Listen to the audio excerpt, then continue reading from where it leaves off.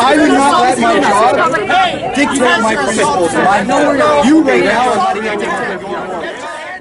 I have been very, very clear that putting volunteers and supporters at risk is absolutely unacceptable, and that's why we canceled Friday night's event, because we couldn't ensure the safety of those parents, of those kids, of those elders who came out for a political event. That's unacceptable.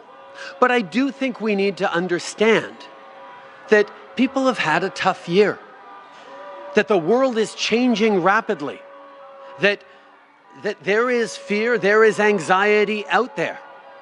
But let me be also very, very clear.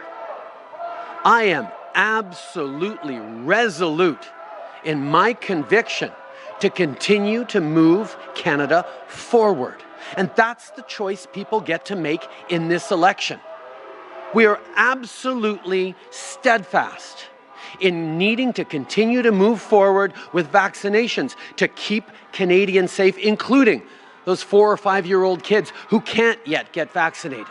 I am absolutely firm on the need to do even more to fight against climate change. And people who want to ignore the science around vaccines, people who want to ignore the science around climate change, they don't get to choose how Canada moves forward. Canadians, all Canadians, get to step up and be heard in this election, and the choice couldn't be clearer. Look, after a year and a half of Canadians seeing small businesses in crisis, seeing restrictions, seeing lockdowns, many of those caused by Mr. Trudeau being 4 months late on vaccines. Why Mr. Trudeau decided to partner with China, for example, for a vaccine, he needs to answer for. We're tired of that restriction and lockdown, and that's why on the first day, full day of this campaign, I launched Canada's Recovery Plan to get the country back on track and to have less restrictions, less lockdowns in the future. We need to get people back to work. We need to have a strong economy to tackle climate change, and that's exactly what I'm putting before Canadians. We know that this is a difficult time because of the pandemic. People are worried about voting. They're uncertain about how to do it.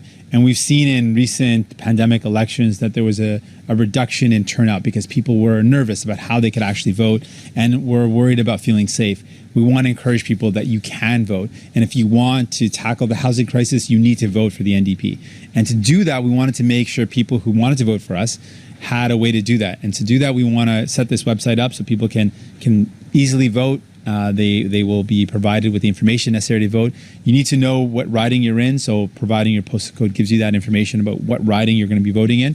Having a way to communicate and connect with people will help us remind people to get their vote out and make sure that they are getting their vote out in time. So we'll send updates around when the deadlines are. For people who want to vote online or vote by mail, they need to make an application by a certain date. So we want to let people know.